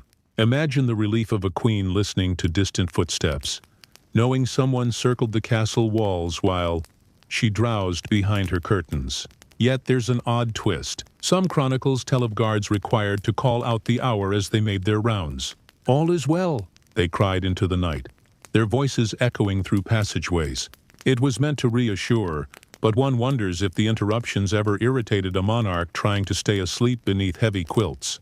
Still, the sound of vigilance was better than silence, which might suggest negligence or worse, danger. Specialists continue to disagree about how close these guards came to the royal chamber itself. Some argue that watchmen stood just outside the door, spears in hand, to ensure no intruder slipped past. Others maintain that guards kept their distance so as not to disturb the sanctity of the monarch's rest. The truth probably varied depending on the ruler's temperament. A paranoid king might demand men at his very bedside. A more relaxed one might send them to patrol the outer halls. One curious anecdote survives of guards, warming themselves with mulled ale during long shifts, their voices growing louder as drink dulled the cold. Picture the faint laughter drifting upward, disturbing the solemn hush of a castle at night. Perhaps a king stirred in bed, annoyed, perhaps amused after all. Even soldiers needed some comfort in endless winter darkness. Animals, too, played their role in this nightly security. Great hounds lay in doorways, serving as both alarm and deterrent. Their low growls or sudden barks punctuated the night, startling sleepers, but also reassuring them that nothing passed unnoticed. You hear it now, the deep bark of a mastiff echoing in the courtyard, followed by silence that seems sharper for the interruption. Security was not foolproof, of course. Tales exist of assassins scaling walls or conspirators sneaking into chambers despite guards. One French king famously ordered additional locks on his bed curtains, fearful that even his attendants might betray him. The image is striking. A monarch cloaked in furs, fastening cords across velvet as if hiding from his own household. Fear like cold slipped beneath the door. Now you return to your imagined bed. The noises of guards filter through boots scraping stone, a bark, a shouted hour. These sounds mingle with the wind and the creak of wood, weaving a tapestry of vigilance and unease. Royalty may have rested their heads on embroidered pillows, but sleep was never solitary. It was watched, guarded, and surrounded by the footsteps of others pacing the long night away. The footsteps fade, and in the hush that follows, sleep presses in again. But dreams soon take over. For medieval monarchs, dreams were not idle fantasies. They were messages, warnings, or glimpses of destiny. You can imagine a king waking with a start, sweat dampening his fur-lined nightcap, convinced that the flickering images of sleep had meaning for his realm. Accounts from chronicles and letters show how seriously rulers regarded their dreams. Some were recorded by scribes the very next morning, preserved in annals alongside battles and treaties. A dream could be interpreted as divine favor, or as a sign of impending doom. Kings and queens did not dismiss their midnight visions. They treated them like dispatches from heaven itself. One curious record tells of Henry the Run of England, who reportedly dreamed of his ship sinking shortly before the White Ship disaster claimed his heir. Coincidence? Or prophecy, we cannot know. But to contemporaries, it seemed confirmation that the night could whisper truths ignored in daylight. Interpretation of these visions often fell to court astrologers or confessors. They pored over symbols, linking a dream of wolves to rebellion, or a vision of fields to fertility and peace. Even nightmares stirred intense scrutiny. Imagine a queen describing a shadowy figure in her sleep, only to be told it signaled betrayal within her household. Trust, already fragile in courts of intrigue, could shatter from a single restless night. Researchers debate how much influence dreams truly had on political decisions. Some suggest they were used as rhetorical tools, rulers citing visions to justify choices they had already made. Others believe that, steeped in medieval piety, monarchs genuinely saw dreams as divine guidance. Either way, the images of the night bled into the strategies of the day. There were lighter sides as well. One eccentric account mentions a noble teasing his king for dreaming of geese, interpreting it as nothing more than indigestion from supper. Humor, too, had a place in these conversations, reminding us that even solemn beliefs could bend under the weight of laughter. But for the monarch lying awake after such a dream, the feeling must have been uneasy. Picture the silence of the chamber, the faint whistle of drafts through shutters, and the racing heart of a ruler convinced that heaven had spoken. Sleep afterward would be shallow, fragmented, haunted by the echo of visions too vivid to ignore. You lie there with them now, heavy bedding pressing on your chest, the faint glow of a candle revealing the edges of the curtains. Your mind replays fragments of dream. A ship on stormy seas, a shadow at the door, a voice calling your name. Do they mean anything, or are they just the residue of wine and venison? You cannot decide. But in the medieval world, meaning was unavoidable. Every dream was a potential prophecy. Every night another chance for destiny to murmur in your ear. The weight of dreams lingers, but the cold demands practical remedies. You imagine an attendant approaching with a small wooden tray, setting it discreetly on a table near the bed. On it rests a goblet of steaming liquid and herbal draught, prepared to soothe body and mind. Monarchs did not rely only on layers of bedding. They often turned to potions and concoctions to coax sleep through the long winter nights. Records from apothecaries and royal household accounts mention honeyed drinks mixed with poppy seeds, chamomile, or valerian root. These herbs were believed to calm nerves, ease digestion, and encourage drowsiness. You lift the cup in your imagination and sip. The liquid is warm, thick with honey, faintly bitter with herbs. The sweetness lingers on your tongue, the bitterness in your throat. Sleep feels closer, if not entirely certain. One eccentric detail: some mixtures included saffron, prized not only for color and flavor, but also for its supposed power to cheer the heart.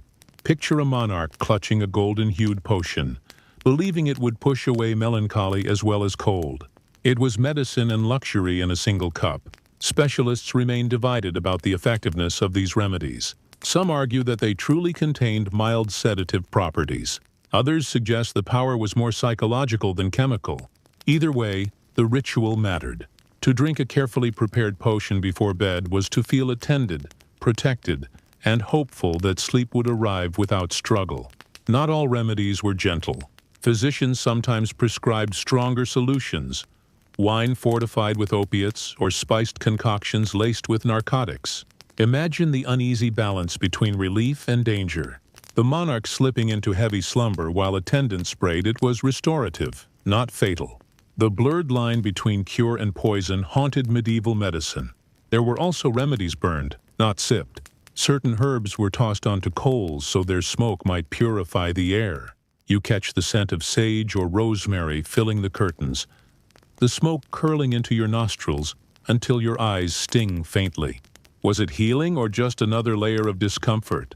Even now scholars debate whether such fumigations had genuine effect or served mostly as ritual gestures.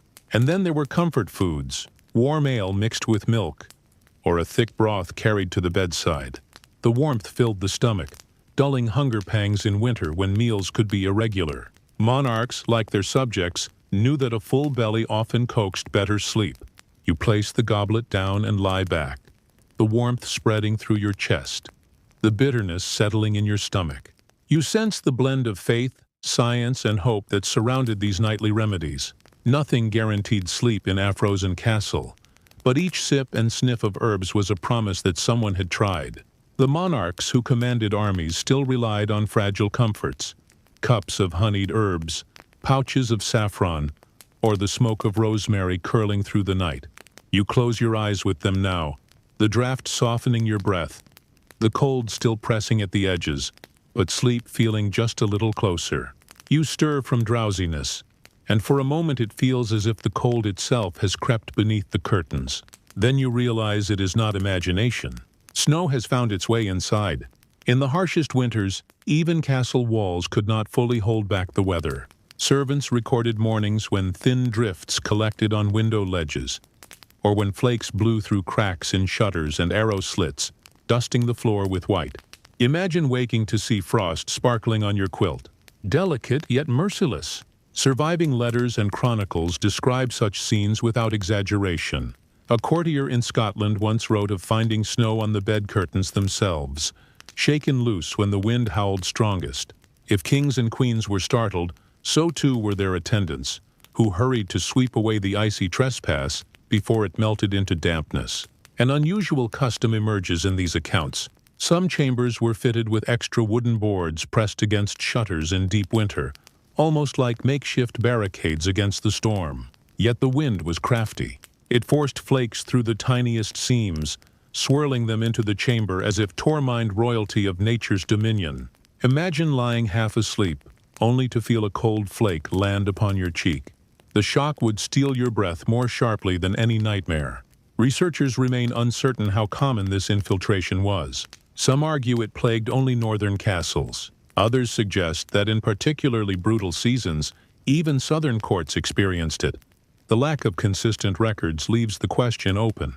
But the anecdotes that survive paint vivid pictures of monarchs humbled by snow beneath their own roofs. One eccentric story from German sources tells of servants rushing to light extra torches and braziers when snow actually piled inside a hall, creating miniature drifts that had to be shoveled out. You can almost hear their laughter mixed with exasperation, as if the castle itself had joined the storm. For the monarch under the covers, however, it was no laughing matter. The dampness that followed was worse than the flakes themselves. Wet quilts chilled the body faster than dry cold, and illness lurked in every shiver. Servants scrambled to replace soiled bedding, dragging furs toward the fire to dry, while the ruler tried to cling to scraps of warmth. Picture yourself now, tucked inside, hearing the rattle of shutters as a blizzard roars. The curtains sway slightly with each gust, then a tickle on your hand. A snowflake has slipped inside, melting instantly on your skin. You pull the covers tighter, but the reminder is sharp. No curtain, no wall, no bed can keep winter fully at bay. So the monarch endured. They pulled furs close, called for more blankets, perhaps muttered a prayer that dawn would come swiftly. And in those moments, stripped of ceremony, they were as vulnerable as any peasant in a hut, just another human, startled awake by snow drifting into their supposed fortress. The snow has been swept away, the curtains secured once more. And yet the bed is not only a place of sleep. You realize that for monarchs it was also a stage for intimacy, sometimes tender, sometimes strategic. Beneath the canopy, heirs were conceived, alliances sealed, and affections shared. The warmth of another body was as powerful against the cold as any fur. Records from royal households reveal that kings and queens did not always sleep apart as later centuries might suggest. In fact, their shared bed was a visible sign of unity, both personal and political. When the queen joined the king under the quilts, the entire court understood its significance. Heirs might be in the making, or reconciliation after disputes might be underway. The act of sharing a bed extended far beyond private comfort. It was watched, whispered about, and recorded. One intriguing anecdote comes from the court of France, where observers noted which nights the royal couple retired together and which they did not. Such details were of state importance. Imagine attendants carefully marking down the monarch's movements as if they were matters of war. The bed was both cradle of lineage and ledger of duty. But intimacy was not always marital. Favorites, mistresses, or companions sometimes occupied the royal bed. Oddly enough, the practice could be more political than romantic. Sharing warmth was a privilege, a signal of favor, and often a tool of influence. A noble who spent the night near the king might find themselves in a stronger position come morning. Scholars continue to debate whether these arrangements were as frequent as chronicles suggest, or whether gossip exaggerated them. Either way, the bed remained a place where politics and flesh entwined. There are lighter, more human details too. Letters hint at monarchs grumbling about cold feet, nudging partners closer, or stealing the better share of blankets. Imagine Henry VII pulling furs greedily toward himself, or a queen laughing softly as her hands warmed against her husband's side. For all the grandeur of titles in these moments, they were simply people craving warmth and closeness. Of course, there were risks. Intimacy could spark scandal, fuel rumors, or stir jealous rivalries. The royal bed was never entirely private. Servants prepared it, guards stood nearby, and attendants often remained in adjoining rooms. Even passion was threaded with performance. The monarch might whisper sweet words in the dark, knowing full well that others would guess or gossip by morning. One eccentric practice recorded in Spain involved couples drinking spiced wine together before bed, believed to kindle both warmth and fertility. Whether it worked or not, the ritual itself created intimacy, blending comfort with expectation. You picture the goblets gleaming in firelight, the liquid thick with cinnamon before the curtains were drawn.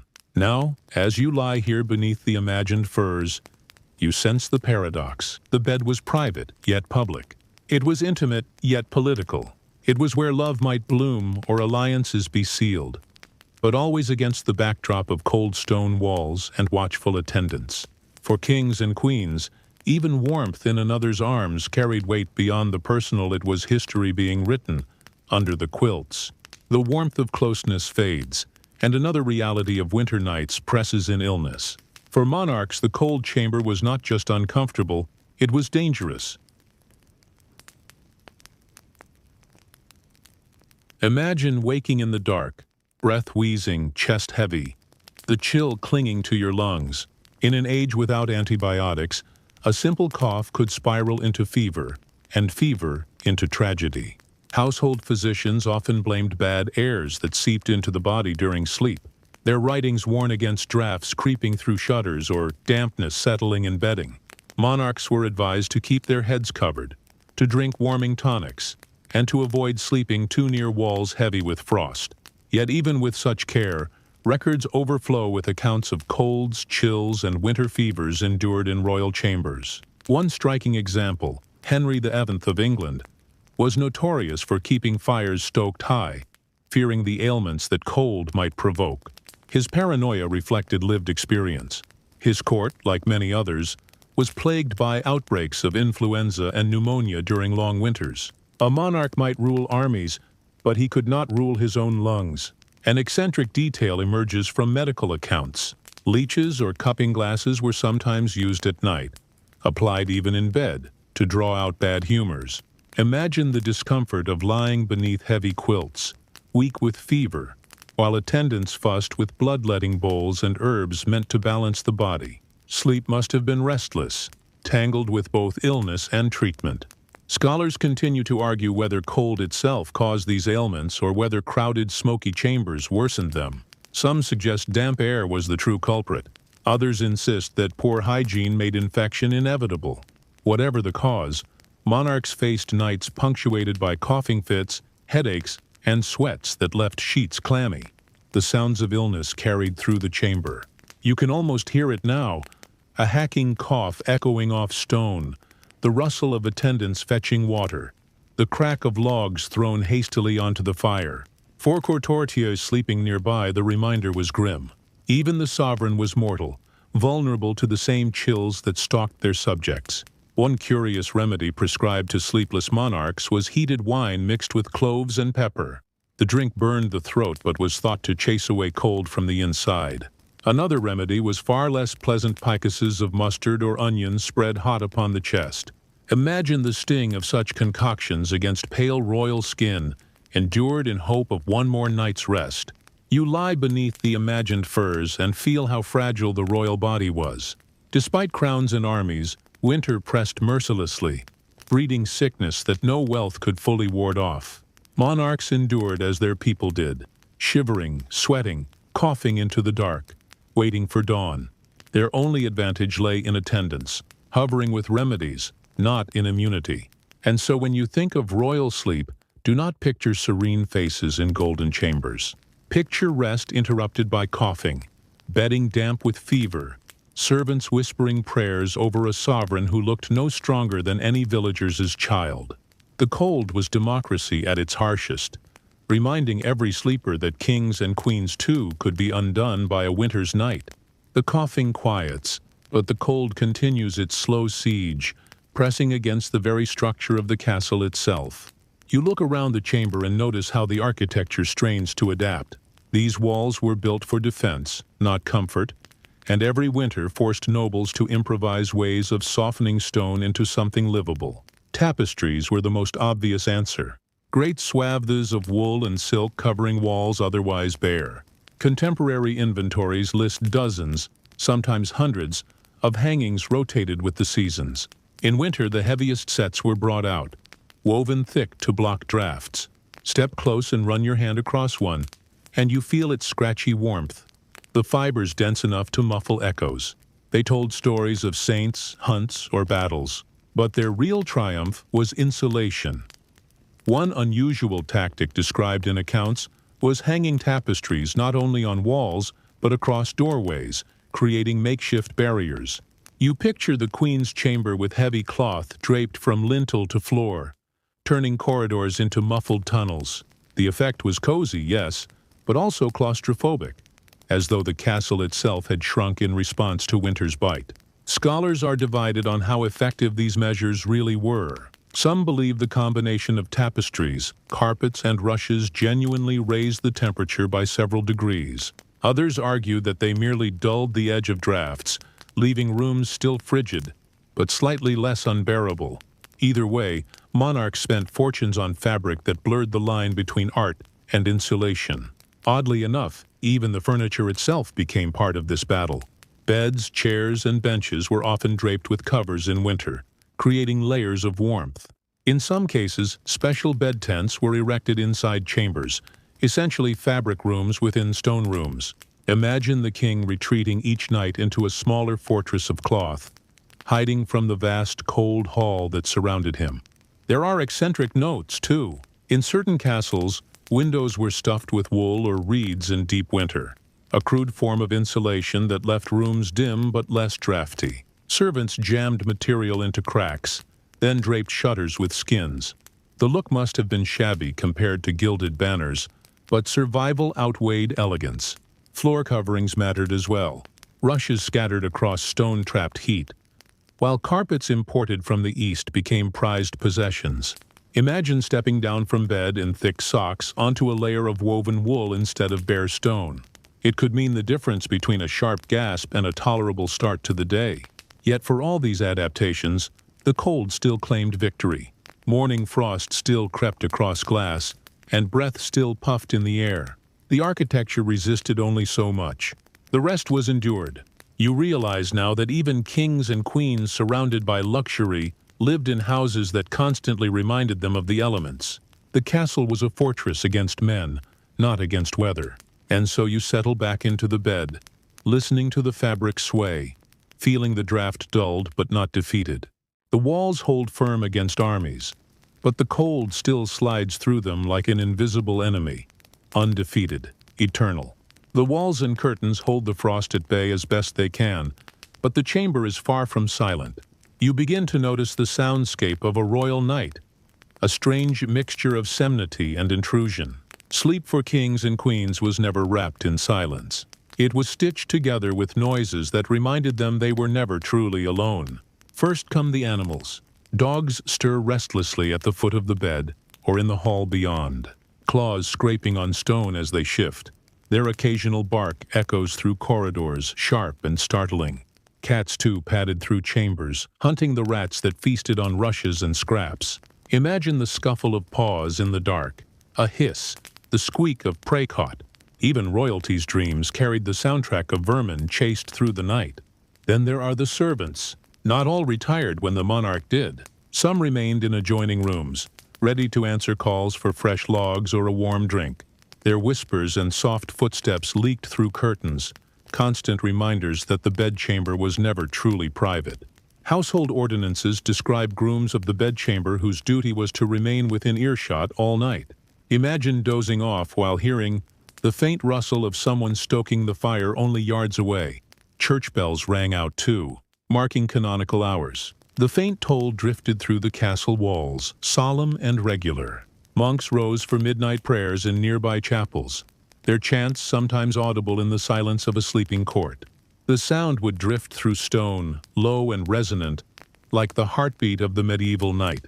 One unusual account describes the clamor of clocks added in later centuries, mechanical contraptions that chimed with jarring precision, interrupting dreams. In earlier times, the bells themselves sufficed, their rhythm carrying both reassurance and disruption. Scholars remain uncertain how these overlapping sounds affected royal sleep. Some argue that medieval people were simply more accustomed to background noise, their bodies lulled by it rather than disturbed. Others believe insomnia was rampant, worsened by every bark, toll, and whisper. Either way, silence was a rarity. The castle was alive even when its ruler tried to rest. Add to this the unpredictable noises of weather wind groaning through beams, shutters banging loose, rain hammering against leaded glass. Thunder rolled through the halls, amplified by stone, turning storms into concerts. Lightning cast sudden shadows through cracks in curtains, frightening even hardened rulers. You lie there, hearing it all, realizing how hard it was to escape the clamor of the world. A peculiar, almost comic note appears in some letters. Frogs croaking in castle mows, their chorus audible even through thick walls. Imagine a monarch tossing in bed, sighing at the racket of frogs that refused to honor royal authority. So the soundscape of royal sleep was layered, restless, unignorable. Dogs, servants, bells, wind, even frogs all intruded into the canopy's fragile calm. You realize that true silence belonged to no one, not even kings and queens. They closed their eyes, surrounded by a chorus they could not command, lulled or disturbed by the living pulse of their castle. The chamber hums with its chorus of noises, but sometimes the greatest disturbances came from within. Monarchs were as human as any villager, and many struggled with sleeplessness. Chroniclers recorded tales of rulers pacing their halls at night, haunted by thoughts or tormented by unrest. These legends woo themselves into memory, shaping images of kings and queens who could not find peace even beneath mountains of quilts. One story tells of Charles VI of France, who suffered bouts of insomnia during his troubled reign. He was said to wander through his palace at night, muttering to himself, his attendants trailing with candles, whether from illness, anxiety, or superstition. The result was the same royal night stretched long, and rest seemed distant. His sleeplessness was not just personal, but political, feeding fears about the stability of the crown. Another curious tale emerges from England. Richard III, later vilified by Shakespeare, was rumored to sleep poorly, plagued by dreams of betrayal. Chronicles hint that his restlessness grew worse in winter, when the cold pressed hardest. Was it guilt, paranoia, or merely the discomfort of icy stone chambers? Scholars cannot say. The lines between history and legend blur, but the image of a restless king tossing beneath embroidered curtains lingers strongly. Accounts also speak of queens troubled by sleepless nights. Catherine of Aragon, during her years of exile in chilly English manors, reportedly endured nights of prayer rather than slumber. Wrapped in coarse blankets instead of royal furs, she sought comfort not from warmth, but from whispered devotion. Sleep became less about restoration and more about endurance. Researchers today continue to argue whether these reports reflect genuine insomnia or simply propaganda. Some suggest that tales of sleepless monarchs symbolize troubled reigns, restlessness as metaphor for instability. Others believe the accounts are literal, for the conditions of medieval castles made true rest difficult. Drafts, noise, illness, and heavy meals all conspired to rob even the most powerful of sleep. One eccentric anecdote suggests that a French king once blamed his sleeplessness on mischievous servants hiding live birds in the rafters, their fluttering wings waking him at odd hours. Whether true or not, the story highlights how fragile the boundary was between comfort and disruption. Now picture yourself lying awake with them, staring into the dark canopy, hearing the wind outside and the quiet snores of companions nearby. The mind already burdened with responsibility spins faster in the still hours. Doubts grow louder, fears sharper. In those moments, crowns mean nothing. You are simply another human struggling to quiet your thoughts long enough to drift away. Legends of sleepless monarchs remind you that winter nights were as much psychological battles as physical ones. Cold, noise, and duty pressed down together, making rest elusive. When kings and queens failed to sleep, the whole realm seemed to tremble with them. At last, the long night yields to a faint gray glow creeping through the shutters. You feel it before you see it. The change in the air, a softening of the darkness, a promise that morning has finally broken winter's grip.